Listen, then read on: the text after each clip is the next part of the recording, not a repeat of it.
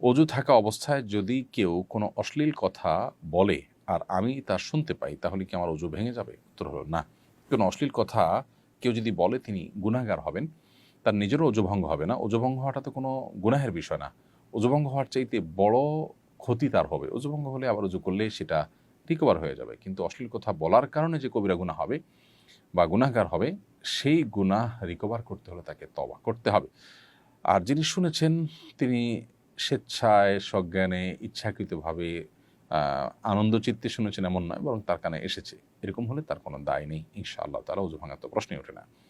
মোহাম্মদ শিহাব ফরাজি আপনি লিখেছেন, ওমরার সময় সাই শেষ করে আমি যখন চুলে ব্লেড মারতে গিয়েছিলাম, তখন আমার মাথার চামড়া একটু কেটে রক্ত বের হয়েছে, এজন্য কি আমার উপর দম ফরজ হয়েছে? না, আপনার ব্লিডিংয়ের কারণে দম আবশ্যক হয় না। অতএব আপনার চুল চাঁচতে গিয়ে মাথা যদি কেটেও যায়, এমনকি অন্য কোনো কারণে আপনার পাও বা হাত বা শরীরের কোনো অঙ্গ প্রত্যঙ্গ যদি ইনজুর্ড হয়, তাতে আপনার দম আবশ্যক হয় না। এভরিডে টেক্সটাইল এআইডি থেকে আপনি লিখেছেন, টেক্সটাইল ইন্ডাস্ট্রির প্রিন্টিং ডিপার্টমেন্টে বায়ার প্রদত্ত বিভিন্ন ধরনের কার্টুন প্রাণীর ছবি প্রিন্ট করা হয়, সেখানে চাকরি করা যাবে কিনা? একজন টেক্সটাইল ইঞ্জিনিয়ার হিসেবে বিভিন্ন টেকনিক্যাল বিষয়সমূহের দায়িত্ব পালন করতে হয়, শরীরের দৃষ্টিতে এটি জায়েজ হবে কিনা? আপনার বেশিরভাগ কাজ যদি হালাল হয়, এরকম দু চারটা কাজ হয়, তাহলে সেক্ষেত্রে আপনার পুরো উপার্জন হারাম হবে না। তবে হ্যাঁ, যেটুকু হারাম সেটুকুর জন্য আপনার যে ভূমিকা, আপনি যে সেটির জন্য কাজ করছেন, সেটুকু তো অবশ্যই হারাম হবে, হারামের সহযোগিতা হিসেবে। অতএব যদি বিকল্প কোনো পথ আপনার সামনে খোলা থাকে, সেই পথে আপনার যাওয়ার চেষ্টা করা দরকার।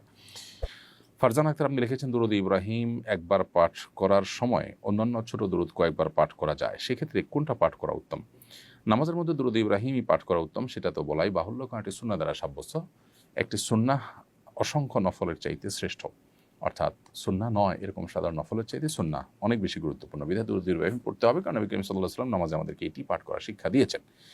নামাজের বাহিরে দুরুদ ইব্রাহিম বড়, অতএব সেটা না পড়ে ছোট ছোট দুরুদ পড়বেন কিনা, এটার উত্তরে আমি বলতে চাই যে দুরুদ ইব্রাহিমের মধ্যে শুধু দুরুদই নয়, এবং নবী সাল্লাল্লাহু আলাইহি ওয়াসাল্লামের প্রতি দুরুদই নয়, ইব্রাহিম আসলামের প্রতি দুরুদ রয়েছে, সেখানে তার জন্য বরকতের দোয়া রয়েছে। দুরুদের ভাষা মধ্যে অনেক তার জন্য দোয়া রয়েছে।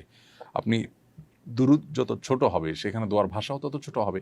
আপনি যখন একটা দুরুদের মধ্যে কয়েকবার দোয়া করবেন এবং কয়েকটা দোয়া থাকবে, সেখানে বিভিন্ন অ্যাঙ্গেল থেকে দোয়া করা হবে নবী সাল্লাল্লাহু আলাইহি ওয়াসাল্লামের জন্য, সেটা নিশ্চয়ই একটা ছোট্ট দোয়ার চাইতে শ্রেয় এবং শ্রেষ্ঠ হবে। সেই অর্থে নবী সাল্লাল্লাহু আলাইহি ওয়াসাল্লাম যে দুরুদ শিখিয়েছেন, অর্থাৎ দুরুদ ইব্রাহিম, সেটা অন্য দুরুদ যে কোনো দুরুদের চাইতে যে কোনো সময় শ্রেয় এবং শ্রেষ্ঠ।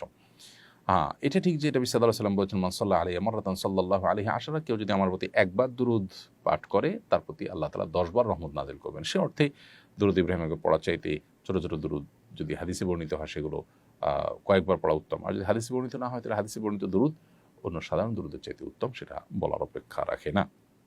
ফাতেমা আক্তার আপনি লিখেছেন, স্কুলে থাকতে ফ্রেন্ডদের থেকে টুকটাক টাকা নেওয়া হয়েছে 10-20 টাকা এমন, আমিও দিয়েছি, কিন্তু তার কোনো হিসেব নাই।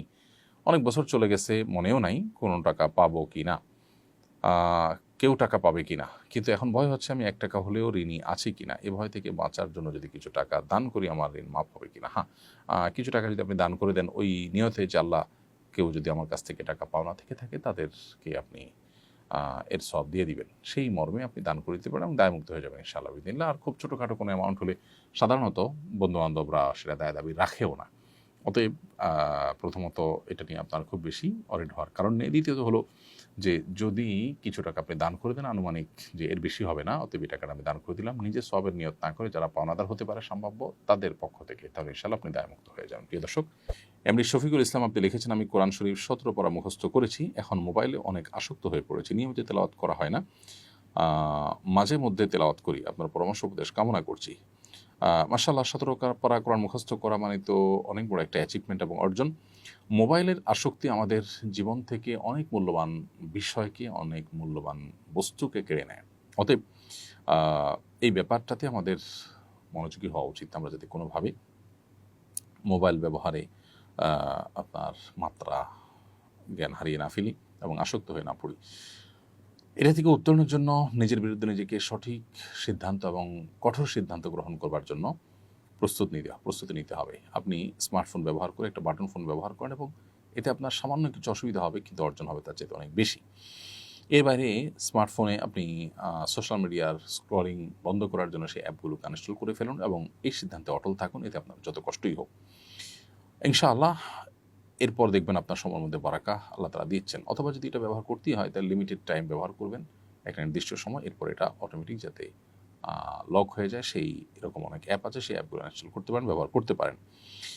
আর চর্চা এবং তেলাওয়াত বাড়ানোর জন্য নিজের মানসিক সিদ্ধান্ত, স্থিরতা, দৃঢ়তা এটা সবচেয়ে বেশি গুরুত্বপূর্ণ। আল্লাহ আপনাকে তৌফিক দান করুন।